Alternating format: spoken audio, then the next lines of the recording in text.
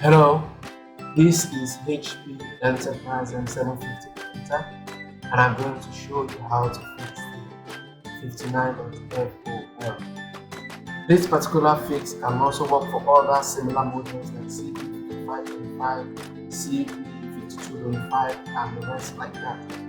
So I've already removed some of the covers. You can see I have only one cartridge left in the printer because I've removed 3 of them earlier, and I've opened some part of the casing of this particular printer, so I'll be able to get access to the parts that needs repair, which is the solenoid. I'll show you. So this is located at the back of the printer. Once you open the top cover, you get to the back of the printer. It's very close to this particular motor, so I'm going to take out this motor and hold it right now, and then I will be able to get access to the printer. It's a bit tricky. You have to be very careful so as not to break any part of this printer, because the solenoid, which is actually the part we're going to be working on, is hidden inside of this printer. Though I'm not going to open everything out, I will just open it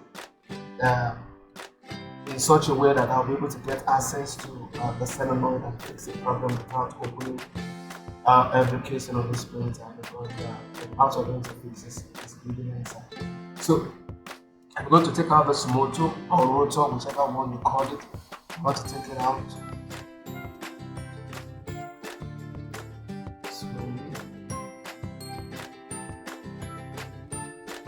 Okay. So this is how this screw. I'll take it out. Get this out. So the next thing is to gently remove the screw holding on to this particular case, so that it will be free enough for me to just pull out the solenoid inside. I'll show you what the solenoid looks like. That is what you have to watch out for. So right now I've been able to loosen it out, and this is the solenoid inside. If you get a touch and you point it inside the printer, you'll be able to see the solenoid inside. So you just loosen out the screw on the hole and then you get it out. So the problem with this particular solenoid is with the glue. It comes with a particular gluey part at the back of the spring. So after some times it becomes gluey, and it begins to hold on the handle. The handle is supposed to move back and forth each time you print out anything from the printer. But over time, you can see the glue here. Actually, this is not the original stuff that was here. Is not the glue. It is the foam. But over time, due to wear and tear, it turns to glue, and then it begins to glue the handle. So once the handle comes to it, it glues it to it, and then it generates that 59.f0. So what I'm going to do, I'm going to get the plastic, and I'm going to scrape out the glue. I'm going to scrape out the glue. Then I am going to place a paper on it, so it won't become magnetized, because the handle keeps jamming this metal part over and over again, and both are metals. So if they keep jamming over and over again, after some time they become magnetized, and then it begins to magnet, which is what we don't want. It begins to stick together, which is what we don't want, because once it sticks together, it generates that error. So I'm going to place a piece of paper on it when I'm through scraping out the glue on it. And you can see this particular model. You can order it online, and if you don't want to repair it, you can actually order another one, and then well, there's still other ways you can solve this problem without ordering another one. So you can get access to it. You can just use this particular place. You can see the spring. So I'm going to fix the spring back the way it is. If you haven't subscribed already to the channel, I have great videos on how to fix different office equipment. I would like you to go ahead and subscribe to my channel, and like and subscribe if you will. So I'm going to replace the spring. This has a spring on it, so this is what moves this handle back and forth. You have to be very careful so that the spring doesn't fly off. You can see the spring off, so I have to get it back and fix it.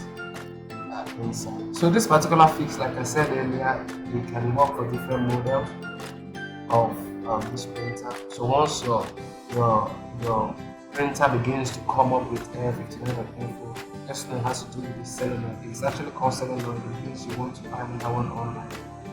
It's those types of Selenoid for your model of printer.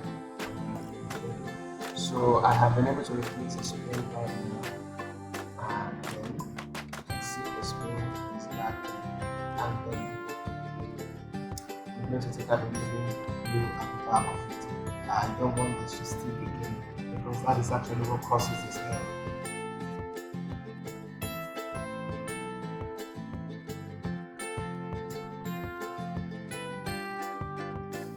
Okay, so I've been able to place a piece of paper at the back of it. You can get a paper 17 or 90 from me. Place it at the back of it so that once I